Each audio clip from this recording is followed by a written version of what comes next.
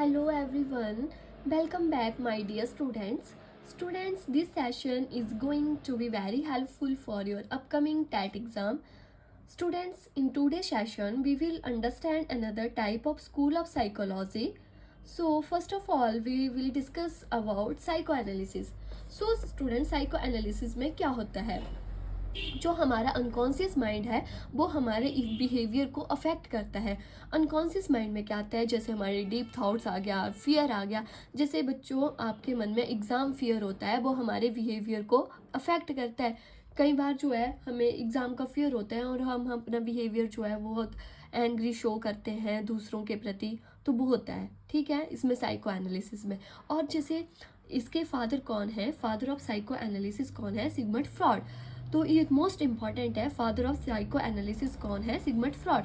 अब जो Sigmund fraud थे उन्होंने माइंड्स के 3 कैरेक्टर बताए थे, Eid, ego and super ego. ठीक है, क्या बताया था, Eid, ego and super ego. जो ईद है उसको प्लेजर प्रिंसिपल बोलते हैं और जो ईगो है उसको रियलिटी प्रिंसिपल बोलते हैं, और इसमें जो लास्ट है सुपर ईगो उसको मोलैरिटी प्रिंसिपल बोलते हैं. ठीक है, इसमें हमारी मॉरल वैल्यूज़ आती हैं. तो ईद में क्या होता है कि जो हमारी डिज़ायर होती है मुझे अभी चाहिए, और ईगो में होता है जैसे सही गलत सोचकर हम डिसीज़न लेते हैं, और सुपर ईगो में क्या होता है, क्या सही है क्या गलत है. स्टूडेंट्स, मैं आपको एक एग्जांपल देती हूँ. कोई बच्चा है वो मार्केट जाता है और उसे मार्केट में केक दिख जाता है. तो बच्चा बोलता है मुझे ये केक जो है वो अभी चाहिए. तो बच्चा कौन सी इसमें है, कौन से करैक्टर में है माइंड के, ईद में. ठीक है, कि मुझे केक अभी चाहिए. और ईगो में क्या होता है, बच्चा बोलेगा पैसे नहीं हैं, पहले मम्मा से पूछ लेते हैं कि केक लेना है कि नहीं लेना है. ठीक है, तो इसमें क्या है, बच्चा सही गलत सोचकर डिसीजन ले रहा है. मम्मा को पूछ रहा है, पैसे उसके पास पैसे नहीं है, मम्मा को पूछ रहा है कि पैसे हैं तभी केक लेना है. ठीक है, सुपर ईगो में बच्चा क्या सोचता है, केक जो है वो हेल्दी नहीं है, अनहेल्दी है, तो नहीं लेता है वो. उसमें क्या आ जाती है, मॉरल वैल्यूज़ आ जाती हैं. ठीक है, जो हमारी ईगो होती है वो बैलेंस करती है ईद को और सुपर ईगो को. ठीक है, तो इसमें यही था साइको जो एनालिसिस था, स्कूल ऑफ साइकोलॉजी. तो इसमें यही था. इसके फादर जो है वो सिगमंड फ्रॉड है, और इसके माइंड्स के 3 करैक्टर हैं, Eid, ego and super ego. बहुत मोस्ट इम्पॉर्टेंट है. जो ईदो है ईद है जो वो प्लेजर प्रिंसिपल है, और जो ईगो है वो रियलिटी प्रिंसिपल है, और जो सुपर ईगो है वो मोलैरिटी प्रिंसिपल. ये मोस्ट इम्पॉर्टेंट है स्टूडेंट्स, ये आपके एग्जाम में आते ही आते हैं. उसके बाद अब हम डिस्कस करते हैं ह्यूमनिज्म. तो ह्यूमनिज्म के जो फादर हैं स्टूडेंट्स वो हैं अब्राहम मास्लो. ठीक है, अब्राहम मास्लो है, और इनका फोकस जो था, मेन जो था वो फ्री विल. ठीक है, जो ह्यूमनिज्म है वो कहता है कि हर चाइल्ड जो है वो स्पेशल है, और उसमें जो है नेचुरल एबिलिटी है सक्सेस को अचीव करने की. जो एबिलिटी है ह्यूमन में वो नेचुरल है. ठीक है, ह्यूमनिज्म ये कहता है कि हर चाइल्ड जो है वो स्पेशल है, और इसमें जो नेचुरल एबिलिटी है सक्सेस को अचीव करने की. ठीक है, तो एक क्वेश्चन आता है, according to humanism humans are dash. तो humans are good. According to, most important है, according to humanism humans are good. और इसको जो थे जो अब्राहम मास्लो थे उनको स्पिरिचुअल फादर भी बोलते थे साइकोलॉजी का. He is also known as spiritual father of psychology. जो कार्ल रॉजर्स थे उन्होंने सेल्फ थ्योरी दी थी, और उन्होंने भी इनके साथ अब्राहम मास्लो के साथ काम किया था. जो कार्ल रॉजर्स थे उन्होंने ये सेल्फ थ्योरी दी थी, और ये इन्होंने अब्राहम मास्लो के साथ काम किया था.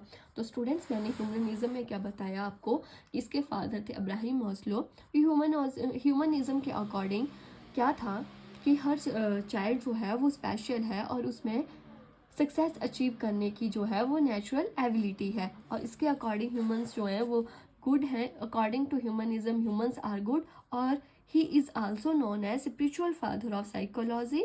और जो कार्ल रॉजर्स थे इन्होंने सेल्फ थ्योरी दी थी, और इन्होंने भी अब्राहम मास्लो के साथ वर्क किया था. अब हम नेक्स्ट स्कूल ऑफ साइकोलॉजी जो है वो डिस्कस करेंगे, वो है कंस्ट्रक्टिविज्म. तो इसके फादर जो थे वो पियाजे थे। अब इनका कहना था कि बच्चे जो हैं वो सिर्फ नॉलेज रिसीव ही नहीं करते हैं, वो अपने एक्सपीरियंस, वो अपनी एक्टिविटीज़ के साथ जो है वो नॉलेज जो है वो कंस्ट्रक्ट करते हैं।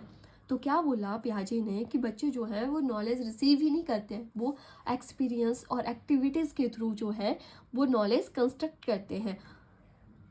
तो ऐसा बोला था उन्होंने। उसके बाद आता है आपका जो पियाजे थे वो थे फादर ऑफ एपिस्टेमोलॉजी। तो स्टूडेंट्स मैं आपको एक एग्जांपल बताती हूँ। जैसे मैं आपको एक एग्जांपल दूँ कंस्ट्रक्टिविज्म का। जैसे मैं क्लास में बोलती हूँ प्लांट्स नीड सनलाइट, ओके। तो बच्चे सुनेंगे और भूल जाएंगे थोड़ी देर के बाद। अगर मैं क्लास में बच्चों के लिए प्लांट्स लेके आऊँ और एक प्लांट मैं सनलाइट में रखूँ और एक डार्क में रखूँ, तो बच्चे जो हैं उसका जो नॉलेज है वो क्या करेंगे, ऑब्जर्व करेंगे नॉलेज, और उनकी जो लर्निंग होगी वो लॉन्ग टर्म लर्निंग होगी। तो यही क्या है कंस्ट्रक्टिविज्म, जो बच्चे एक्सपीरियंस और एक्टिविटी के थ्रू सीखते हैं और नॉलेज वो कंस्ट्रक्ट करते हैं, ठीक है। और उसके बाद जो फादर थे सोशल कंस्ट्रक्टिविज्म के, वो थे वाइगॉट्स्की, ठीक है, वाइगॉट्स्की थे इनके, ठीक है।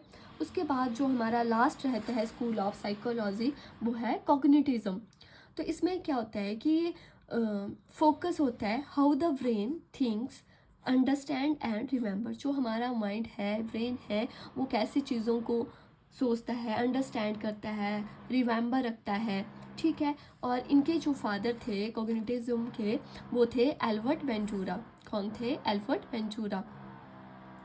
तो इसमें अब मैं आपको एक एग्जांपल देती हूँ। जैसे मैं बच्चों को बोलूँ कि 8+5 कितने होते हैं, तो बच्चे क्या करेंगे, फिंगर पे काउंट करेंगे पहले, फिर माइंड में ऑब्जर्व भी करेंगे, फिर आंसर भी देंगे। तो वो क्या हुआ हमारा कॉग्निटिज्म, ठीक है। तो ये था, इसके फादर थे एल्बर्ट वेंचूरा। तो स्टूडेंट्स आज हमने 4 जो थे वो स्कूल ऑफ साइकोलॉजी डिस्कस किए। सबसे पहले हमने साइको एनालिसिस देखा, उसके बाद ह्यूमनिज्म देखा, उसके बाद कंस्ट्रक्टिविज्म देखा, उसके बाद कॉग्निटिज्म देखा। तो स्टूडेंट्स मैं आशा करती हूँ कि आपको जो मैंने पढ़ाया वो समझ आ गया होगा। आप प्लीज़ इनके साथ साथ में नोट भी बना लीजिए। ये जो मैंने आपको पढ़ाया ये आपके एग्ज़ाम पॉइंट ऑफ व्यू से बहुत ही इम्पॉर्टेंट है। सो स्टूडेंट्स अगर आपको मेरी वीडियो अच्छी लगी तो please comment, like and share my video. Thank you.